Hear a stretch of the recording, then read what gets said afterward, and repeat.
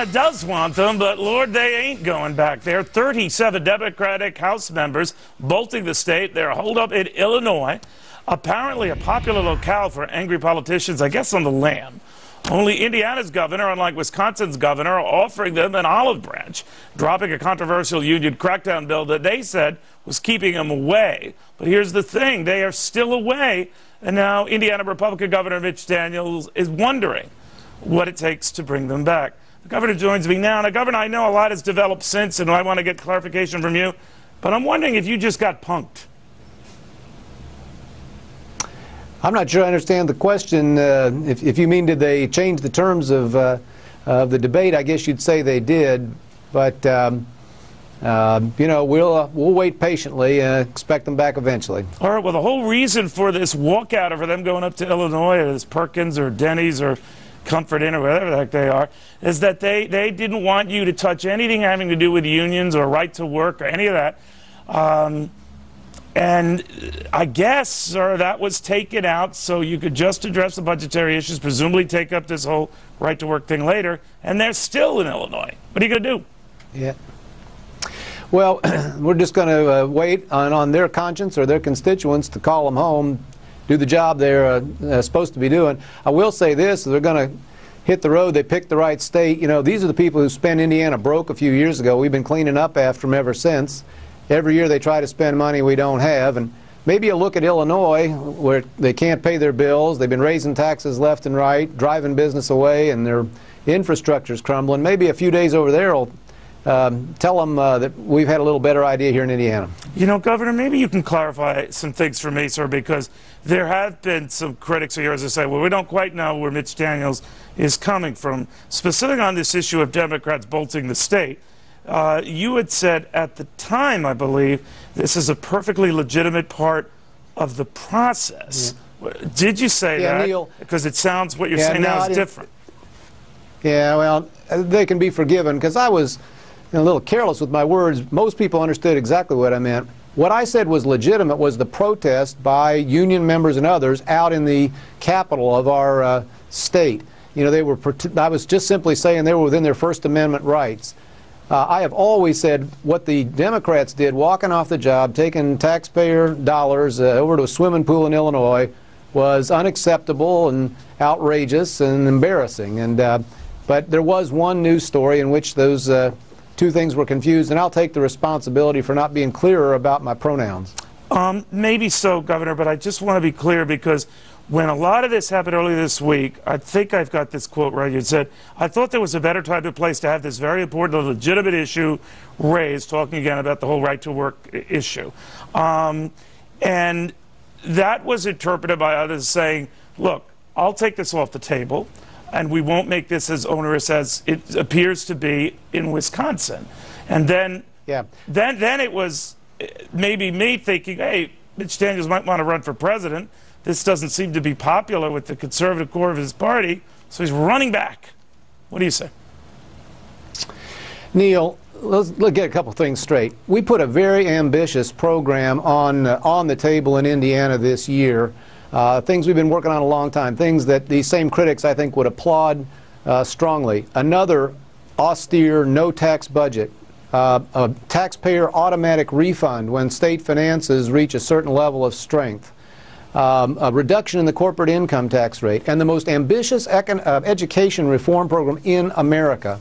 I did not put private sector right to work on the table. Others did, and I was afraid that it might serve as a pretext for our Democratic opposition to throw a temper tantrum as they did and risk the entire agenda that we have worked so hard and to put forward and had put in front of the voters of Indiana last year. And so absolutely, I thought there was a better time to debate private sector right to work.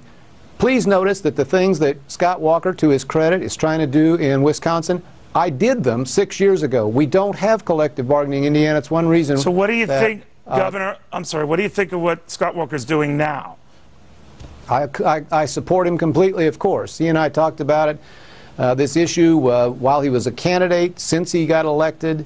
And he's simply trying to do something that we did in Indiana in 2005, It's been indispensable, not only in balancing the books of the state, but in transforming state government so it performs better. You can get in and out of an Indiana license branch in 9 minutes right now. Your tax refund, if you're owed one, comes back twice as fast as it used to, on and on. And that could never have happened if we had remained saddled with a collective bargaining agreement like the one that he would like to get out of. Where do you think all this is going, Governor? Not only with the soap opera going on in Wisconsin, less so, but still weird in your state, where politicians now might feel tempted, maybe Republicans down the road, to, if a vote doesn't look like it's going your way or a piece of legislation doesn't look like it's your cup of tea, rather vote against it, you just bolt. Yeah, that's why I think that the public and the press have to put their foot down very, very firmly. You know, we hold elections for a reason, people who are disappointed in the result have every right inside the democratic process to come in, debate, argue, offer amendments, and vote no. If you're not successful, take your case to the people the next chance you get. But you don't subvert the entire process, as I'm sad to say and a little embarrassed to say, the very reactionary Democrats of Indiana did this week. So many interesting things have come up on you, Governor. I guess maybe because so many are touting you as a presidential candidate, which kudos to you in that regard. But you had an interview with your college newspaper in Princeton, in which you had talked about past drug use, and they mentioned that you had a $350 fine, I think, for the possession of marijuana in LSD. Water, as you said, way under the bridge. But I'm wondering why you even volunteered it. I volunteered it the first time I applied for a job after college, and you know what, Neil, I learned later on if I hadn't volunteered it, I wouldn't have got that job. My life would be completely different. One of the most important lessons I ever learned in this life. And, it's come up recurrently over the years, and every time I just simply try to face it squarely. And I was fined for being a disorderly person, and that's about what I was. But I cannot picture you being a disorderly person. You know, while I have you... Go ahead. I just say I'm somewhat more orderly these days, but I've never tried to say that what happened didn't. All right, Governor, we're now and then flashing the seat at Cape Canaveral right now, where we're waiting for the launch of the shuttle Discovery. It could be delayed. They're having some problems, but nevertheless, we're wrapping up the shuttle program. Only 2 more after this, and I'm wondering, again, given the possibility you could be, who knows, our next president. We don't know that, but it seems like we're abandoning our space program entirely. The big vision dreams are gone. You have the Iranians in space, the Chinese, the Japanese. I think even my mother country of Italy is dabbling now in it. What do you think of that? I think it's sad, but it may be necessary, Neil. There are a whole lot of things that we might like to do in the federal government that we're going to have to stop doing or do less of, at least for a while. The debt avalanche that is headed for us to me, is the most serious threat our country's faced, at least since the period of the Soviet preeminence. And so I appreciate the thought of people I often agree with about the grandeur and the aspirational aspects of the space program. But I think everything, absolutely everything, has to be re-examined until we have the balance sheet of this country back in shape. What happened to your arm?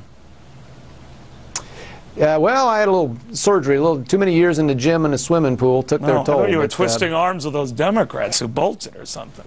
Well, you can see not very successfully. Well, Governor, thank you very much. Good having you on. Thanks for answering all these questions. Governor Mitch Daniels, that soap opera continues there. He's trying to get them back to at least vote on legislation. And this is a wide